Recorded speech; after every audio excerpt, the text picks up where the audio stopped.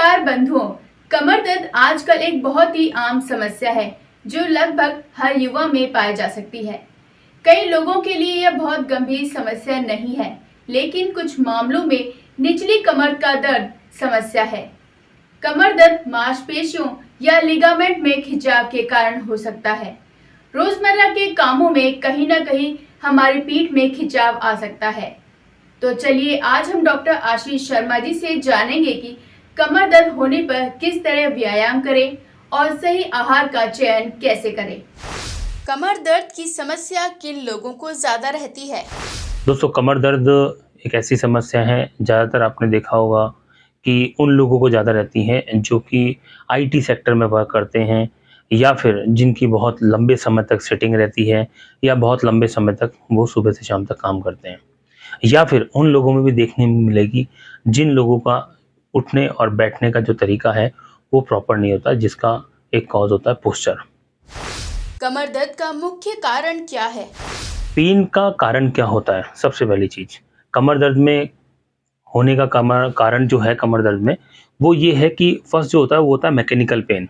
तो mechanical pen एक तरीके का इस तरीके का पेन होता है, या तो आपके कहीं झटका लग जाए, या आप कहीं गिर जाए, या कोई आपके चलते हुए कोई मांसपेशी में जोर आ जाए, तो इस तरीके का जो पेन होता है, या आप कहीं ट्रॉमा हो जाए, एक्सीडेंट, तो इस तरीके का जो पेन होता है वो मैकेनिकल पेन होता है।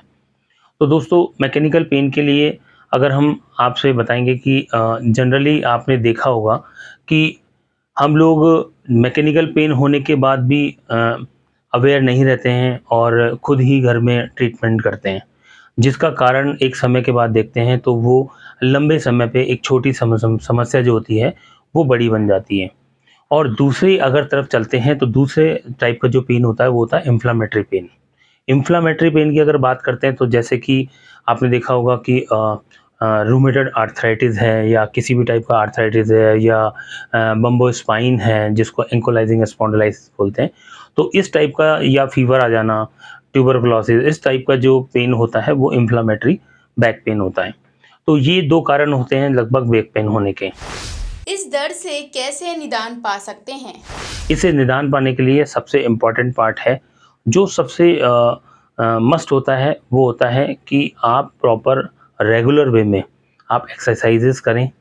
एक्सरसाइज में सबसे इम्पॉर्टेंट पार्ट जो होता है वो आपकी ब्रीदिंग एक्सरसाइज। ब्रीदिंग एक्सरसाइज कमर के लिए बहुत अच्छी एक्सरसाइज होती है। ये दोनों तरीके से कर सकते हैं, आप सीधा लेट के भी कर सकते हैं और इसको आप उल्टा लेट के भी कर सकते हैं। सीधा लेट के करेंगे तो आप दोनों घुटनों को मोड़ेंगे और आपकी जो कमर है उसको आप ऊपर की तरफ लिफ्ट करेंगे, ताकि जिससे आपकी कमर की मांसपेशियां जो हैं वो स्ट्रेच हो जाएं। अगर सेकंड फेज में चलते हैं तो अपन अगर उल्टा लेटते हैं तो उल्टा लेटने के बाद अगर हम हमारे पोस्चर को, हमारा जो चेस्ट वाला पोर्शन है उसको ऊपर की तरफ ले जाते हैं और पैरों को भी ऊपर की तरफ ले जाते हैं, तो उस तरीके से भी मांसपेशियों में काफ़ी अच्छे से, जो कमर की मांसपेशी होती है, काफ़ी अच्छे तक वर्क करती है। कमर दर्द में किस तरह का व्यायाम करना चाहिए? हमें रूटीन में अगर देखा जाए तो एक्सरसाइज में हमें स्ट्रेचिंग प्रॉपर करनी चाहिए, हमें रेगुलर वार्म अप करना चाहिए, ताकि हमारी जो बैक पेन है वो कभी भी नहीं होगा। कमर दर्द में किस तरह का ध्यान रखना चाहिए? सबसे इम्पॉर्टेंट जो पार्ट होता है वो क्या होता है? सबसे इम्पॉर्टेंट जो पार्ट होता है वो, अगर हम केयर की तरफ जाएं तो smart sit and smart stand and smart lift. अगर हम सही तरीके से बैठें, सही तरीके से उठें, या सही तरीके से हम किसी भी सामान को कैरी करें, तो हमारी कमर में दर्द नहीं होगा। ठीक है, तो दोस्तों, इसमें फिजियोथेरेपी का बहुत इंपॉर्टेंट रोल होता है। हमारे पास मैनी टाइप के जब पेशेंट्स आते हैं, उनकी एक ही समस्या रहती है कि डॉक्टर साहब मेरा पेन का कारण क्या है। तो पेन का कारण हम उनको जब क्लिनिकली असेसमेंट करते हैं तब उनको बताते हैं कि आपके या आप कहीं गिरे होंगे, या आपके किसी तरीके का मांसपेशी में खिंचाव आया होगा, या आप, क्योंकि हिस्ट्री बहुत इंपॉर्टेंट होती है पेशेंट की। इसमें अगर हम देखें क्लिनिकल कंडीशंस पे आके, तो पेशेंट जिस तरीके से हमारे पास फर्स्ट टाइम आता है और दिखाता है कि डॉक्टर साहब मेरे कमर में पेन है, तो हम फर्स्ट जो है वो उसका क्लिनिकल असेसमेंट करते हैं। क्लिनिकल असेसमेंट्स के साथ साथ सबसे इम्पॉर्टेंट होता है हिस्ट्री। उस हिस्ट्री के आधार पर ही हम ये डिसाइड करते हैं कि ये पेन जो है वो मैकेनिकल पेन है या इन्फ्लामेटरी पेन है। दोनों चीज़ों को असेस करके हम उसके अकॉर्डिंग पेशेंट को ट्रीट करते हैं। किन समस्याओं के अंदर हमें डॉक्टर को दिखाना चाहिए? जब आपको बहुत क्रॉनिक कंडीशंस लगे, जैसे कि आपको लग रहा है कि मेरे को पेशाब रुक-रुक के आ रहा है, या फिर आपको ऐसा लग रहा है कि पेशाब में ब्लड आ रहा है, या फिर आपको पैरों में बहुत ज़्यादा कमज़ोरी लग रही है, या फिर आपको इस तरीके से लग रहा है कि मेरे पैरों में पेन तो ज़्यादा है और कमर में कम है, उस कंडीशन में भी आपको उनसे कंसल्ट करना चाहिए। तो ये सारी जो चीज़ें मैं आपको बता रहा हूँ, इसी टाइप में एक कोल्ड एब्सेस भी होता है जिसमें हम ट्यूबरक्लोसिस के अंदर जाते हैं। ये सारी जो चीज़ें हैं वो इन्वेस्टिगेट होती है एमआरआई और एक्स-रे के आधार पर। तो ये जो चीज़ें हैं वो आपको हॉस्पिटल जाना पड़ेगा, वहाँ किसी भी ऑर्थोपेडिक या न्यूरोसर्जन को दिखाना पड़ेगा। उसके अकॉर्डिंग वो देखेंगे एक्स-रे करने के बाद कि आपके कहीं स्पाइन वाले पार्ट पे कहीं कोई कंप्रेसिव फ्रैक्चर तो नहीं है, अगर कोई ट्रॉमा की हिस्ट्री है, या फिर आपके कोई एमआरआई के आधार पे देखेंगे कि कहीं आपकी कोई ट्यूबरक्लोसिस तो नहीं है। तो इन सारी कंडीशनों में आपको बिना रुके हॉस्पिटल जाना चाहिए, ताकि आप प्रॉपर टाइम पे आपका ट्रीटमेंट हो जाए। नॉर्मल कमर दर्द को कैसे ठीक कर सकते हैं?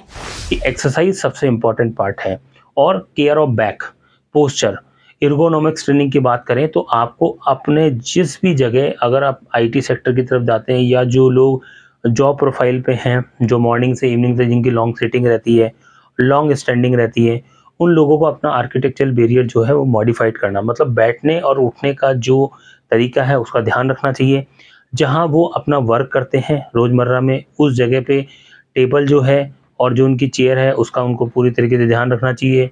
कोई भी ऑब्जेक्ट है वो उनके आई कॉन्टैक्ट पे होना चाहिए, उसका उनको पूरी तरीके से ध्यान रखना चाहिए। किस तरह का आहार अपने दैनिक जीवन में शामिल करना चाहिए? डाइट भी बहुत अच्छे से लेनी चाहिए, जो बी12 से रिलेटेड डाइट है, और इसके अलावा आपके जैसे कैल्शियम से रिलेटेड डाइट है, इस तरीके की जो हेल्दी डाइट्स हैं वो लें। ग्रीन वेजिटेबल्स हो गए, या फिर आपके इस तरीके से कैल्शियम जो डेयरी मिल्क प्रोडक्ट है वो आप ले सकते हैं। कमर दर्द में घरेलू इलाज किस तरह से कर सकते हैं? अगर आपके कमर में दर्द होता है तो कोशिश करिए जहाँ भी आप हैं वहाँ पलंग पे लेट जाएँ, और ज़्यादा से ज़्यादा रेस्ट करने की कोशिश करें। वहाँ पे आप गर्म पानी का सेक कर लें।